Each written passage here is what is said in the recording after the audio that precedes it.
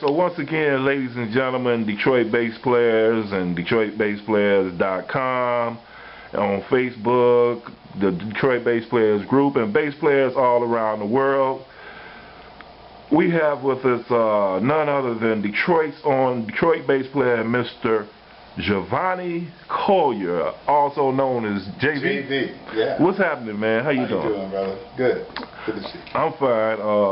Thanks for inviting us out to your show today, because you performing today, right? Yeah, performing tonight with the Fifth Dimension here in Windsor, right across the water from hometown. Right across, and you can't even get home. I can't go home. Can't go see my folks, man. They won't let me go. They might not let me come back. So I'm sitting in the hotel room with Ivan and Lamont.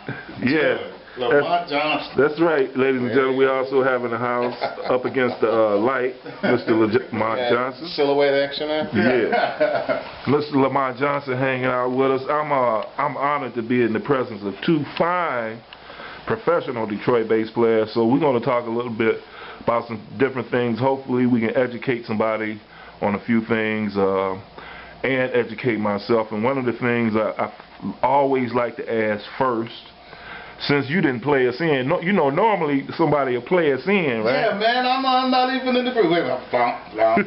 There you go. I got it. Ladies and gentlemen, that was Mr. JV on the bass right there. So one of the first things I like to always ask somebody is, when did you start playing the bass?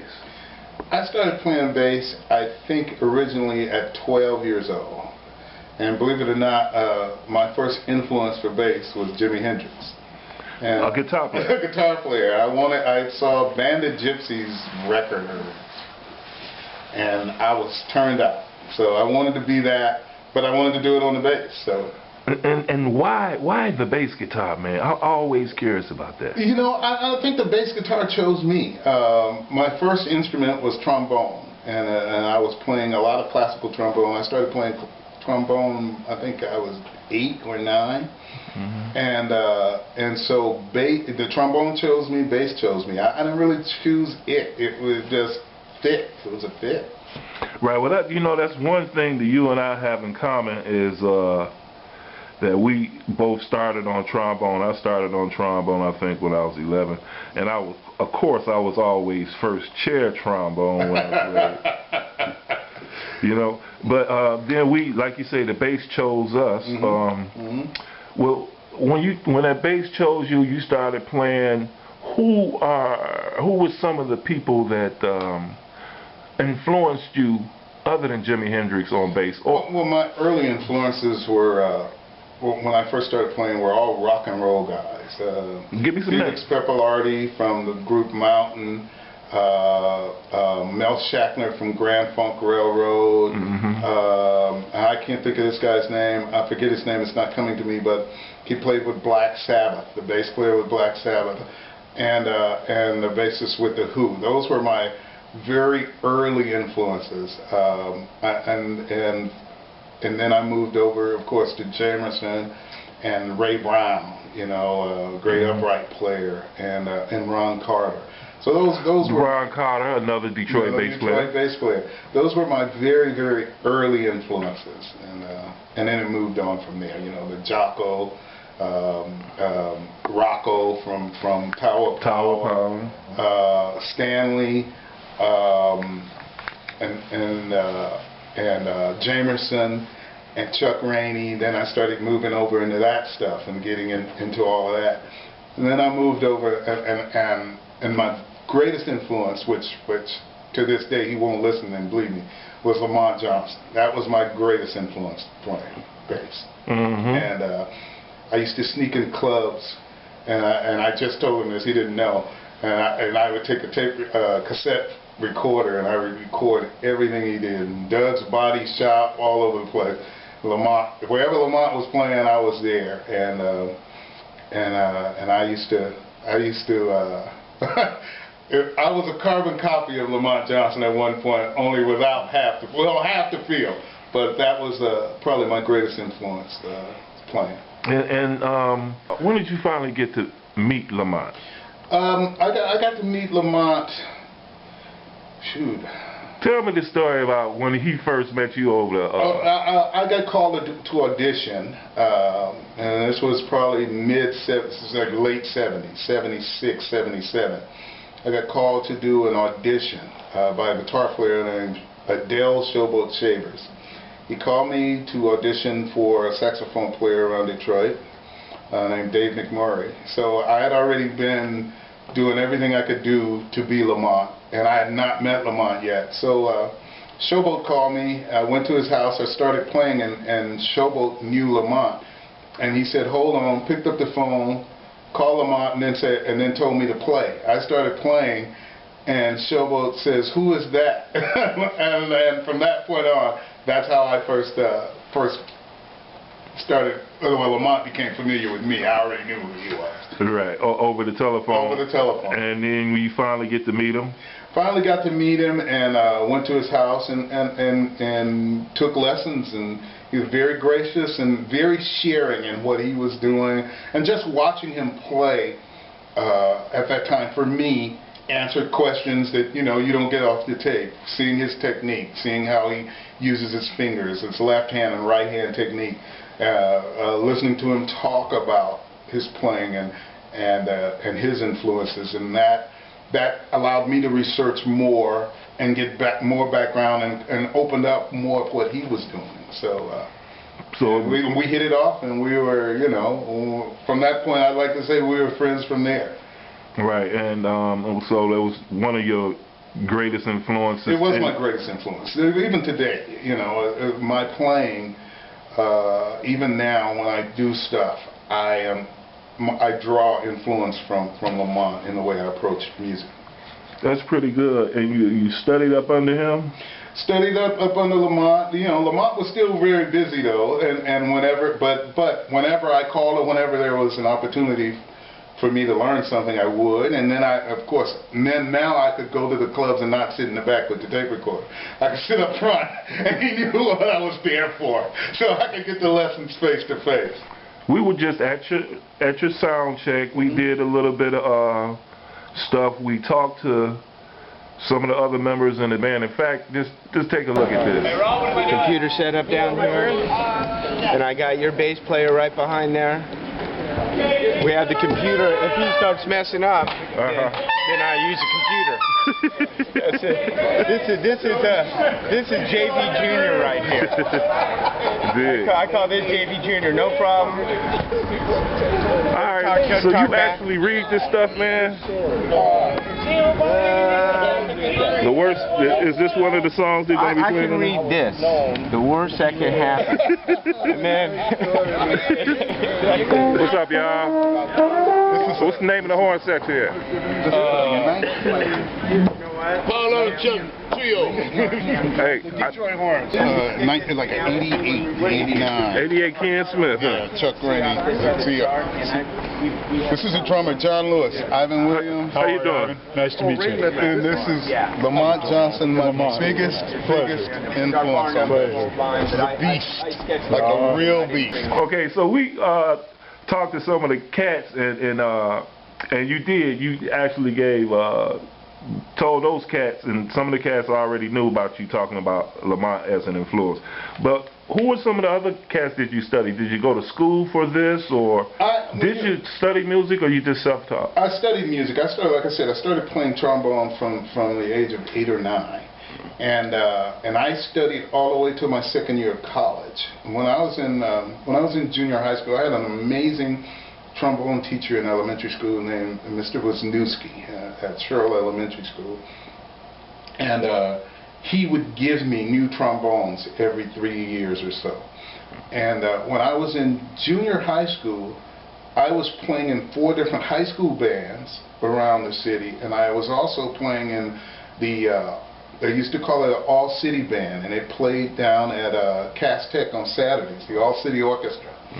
And which was really great, because you talked about being first chair. Well, every Saturday you got challenged, and there would be 5 or 6 trombone players.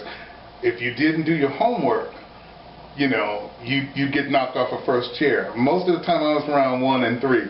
those weeks I didn't do my homework, I got slammed. So I did that up until my second year of college. I was studying, and then I would take lessons with I took choral with Marcus Belgraves, and I took music history with Harold McKinney. Some people know these names. These are great legends from around here.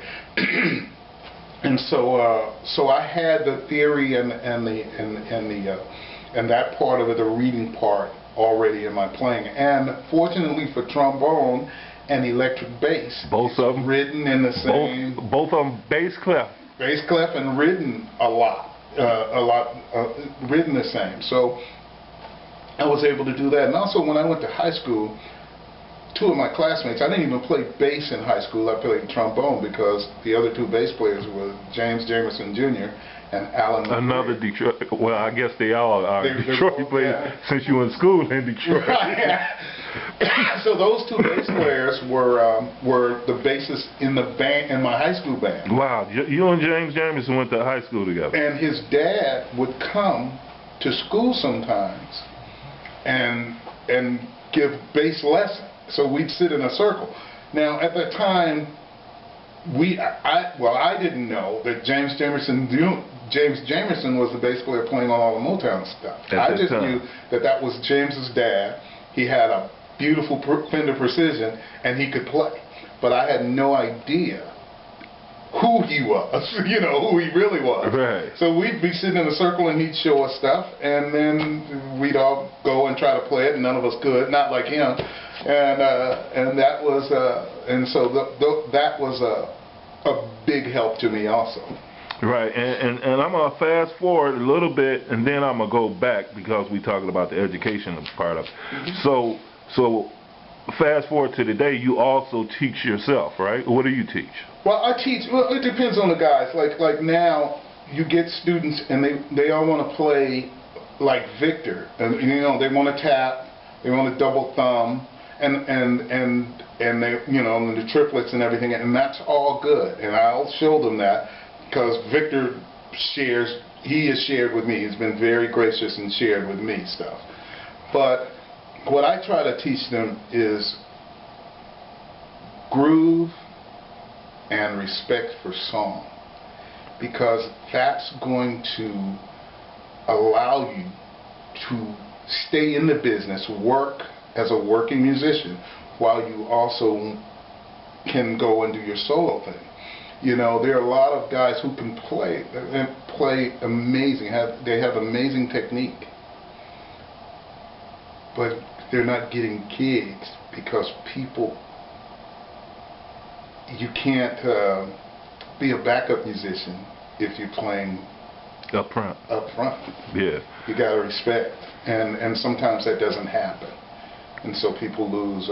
You know, they lose out on jobs, and there are amazing musicians who are walking around that people won't call. All right, so if some of y'all didn't hear that, rewind this a little bit and listen to that again, because I agree 100%. Now I want to go back again. So when you first started playing the bass and you start socializing with other musicians like guitar players, and were they local cats? I mean, who were some of the first people you started playing with? Well, it's really funny.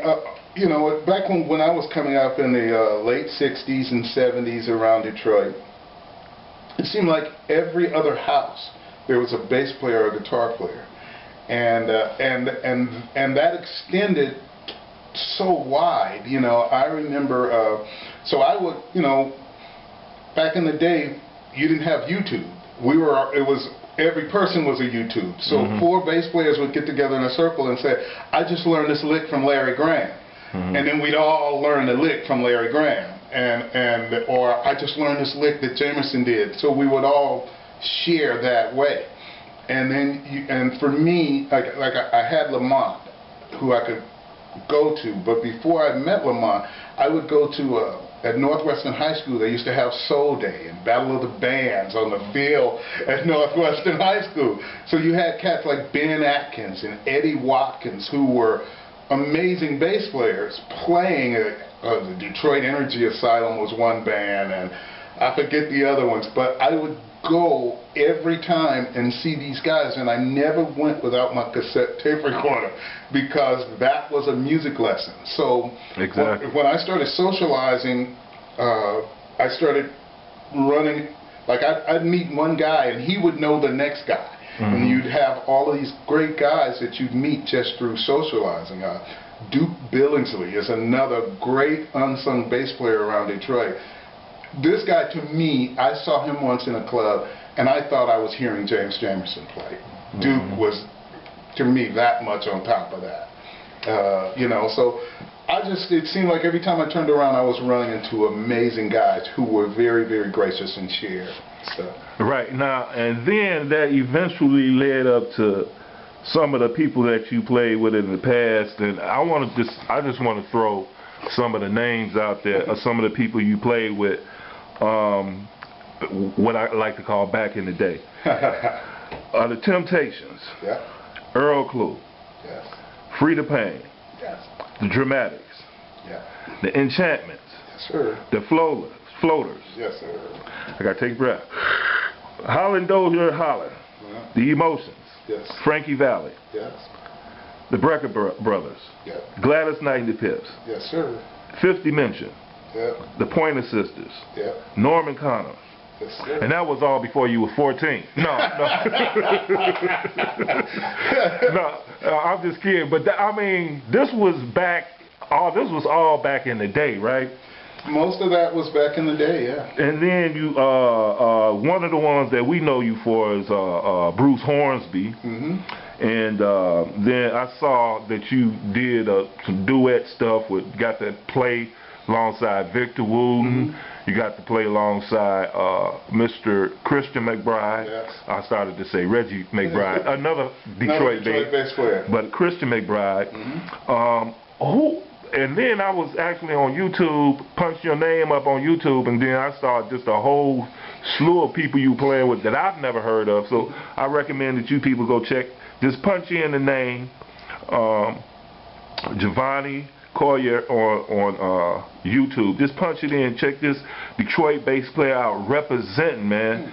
And I like to ask, who else did some of the people that I didn't name that some people might know? Bonnie Raitt. Oh man. Kirk Whalen. Oh man. Boney James. Oh man. Larry Carlton. Pat Metheny. Whoa. The list just keep going, right? The list is well, I don't want to. It's a long list. I don't want to shorten my interview. Tupac. So, see, yeah, you did some work with Tupac. Tyrese. Tyrese, the actor. It's a long list. But that's nice, man. I really enjoyed that you played. Now, any recordings? Now, these people you played with, but any recordings that we might be familiar with that you were on? A lot of Tupac stuff. Tyrese. Give me some name of some songs so I can go back and listen to them. Now that you're gonna, I have no idea on names of songs, man. It's been so many because you do them, and the names may change. So I mean, you know, you can see the name on the records. Like for instance, I did a recording session. Like there's stuff that's out. And I get a check, and they go, "This is blah blah blah," and I don't have clue about who it was, when it was, or where it was. You just going to do a session. I just did a session, and all of a sudden it became something different, or it was for another artist. You know, I've done stuff for John B. that winds up on somebody else's record. So I don't know. Sorry about the name thing. I just don't know. Okay, well that's good. But you've done a lot of session work as well. A lot of stuff that you've heard. In fact, that when we were talking earlier, you started doing session after session before you even got your first gig, right? Oh, yeah, your first pro gig, anyway. I was lucky enough that I was doing sessions with the Funk Brothers long before I did a live gig, years. I got called to do a recording session, and I walked in, and once again, I didn't know they were the Funk Brothers. I didn't know who they were. Just one of them happened to be one of my teachers in school, one of my music teachers in school, and called me to do a session, and I did it, and then years later, you know, after doing it, I come to find out who they were, and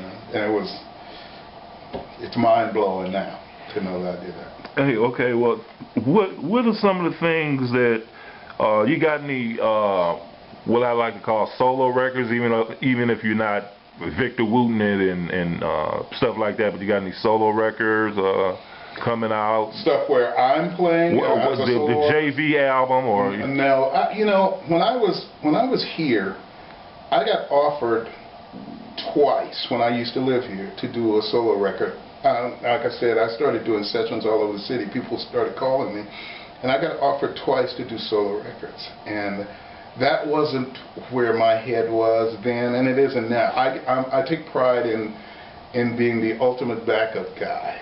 Sideman or journeyman, whatever. Yeah, because for me, there's a lot of pressure with being up front. First of all, you know, there's a lot of responsibility and a lot of pressure. And I didn't want that. I wanted to. I enjoy making something come alive and making someone who, like an artist, happy. When you see them smile and or they come and say something nice about you, that's always been real good for me and good enough. So I've never been that guy that wanted a solo record. So I've never done one. Okay, so who do you usually play with now? Because another thing we were talking about, and I actually, if I have enough time, because I don't want to interrupt your show or anything, but we were talking about that you able to juggle tours with playing with, like you play with the Fifth Dimension, then you go play with who else you play with currently? Well, I've three gigs that I'm juggling currently are Bruce Hornsby, the Pointer Sisters, and the Fifth Dimension. Those three things I'm doing right now. But I've done. I got called to be a musical director on a couple of cruise ship gigs, where cruises, and the cruises were Heather Headley, Norman Brown, all these smooth jazz artists. And so, you know, luckily I was able to juggle and do that, and that took 2 weeks out of January for me. So I've been very blessed to be able to do a lot, you know, and juggle, and cats still call back and go, okay, cool, are you available? And that's cool that you got that gig, man. Just that side, man, getting to play all over the world, get that passport stamped and all that good stuff. Now, if we want to keep up with you, you got a website or something that we can keep up with you? Well, I have a website. as you mentioned earlier, I'm not good at keeping it up. I haven't been back on it since 2010. I think what I'm going to do is I'm going to call my guy. I have a guy, great guy named Cy Twining, who lives in England, and he really he will do whatever I ask him to do. So you have inspired me to keep up my website. It's jv-bass.com. You know I'm gonna put that up on here so they can see it. And I'm going to start updating it more and have Cy, you know, just start doing what I used to do. But in the meantime, we can just catch you on Facebook. Facebook under Jervonny, though, not under JV, under Jervonny Collier. And, you know, I'm on Facebook, and there's always something on me and on my Facebook page doing something. I don't put it up, but other people do. There's always something. Right, and speaking of that, I notify you on Facebook because every now and then you will chime in on this Facebook page called the Detroit Bass Players on Facebook. It's a group. Now, how did you find out about this group, man?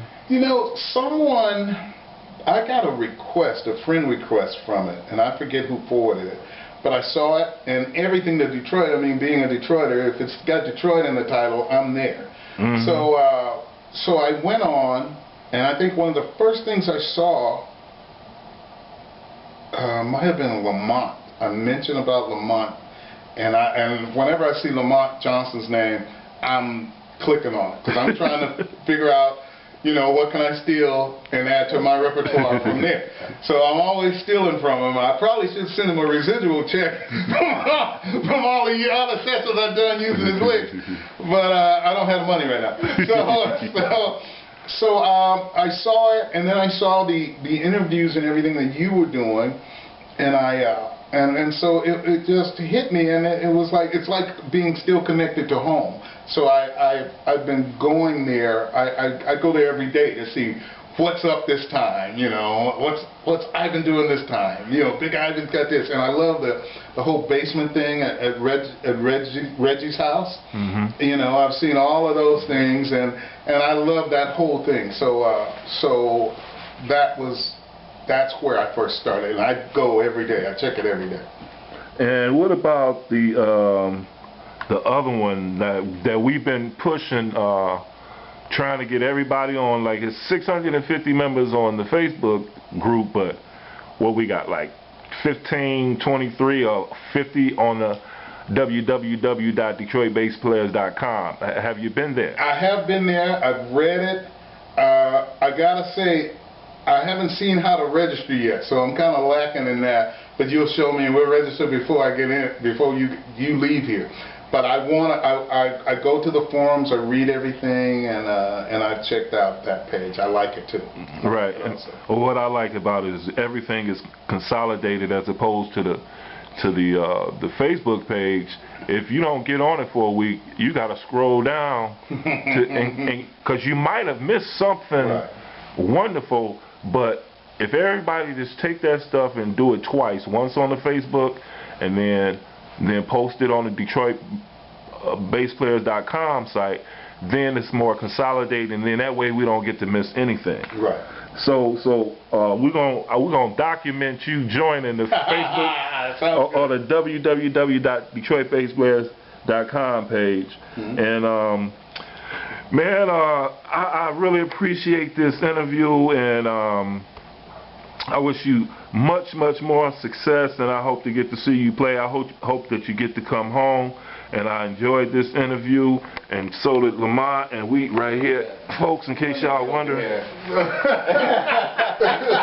That's Detroit over there across the street, and this man can't even go home, so I hope you get to go home. Oh man, I talked to my folks today. They're happy that I just called. So. And we appreciate the interview, and so ladies and gentlemen, we'd like to thank this man, and stay tuned because we might have just a little bit more.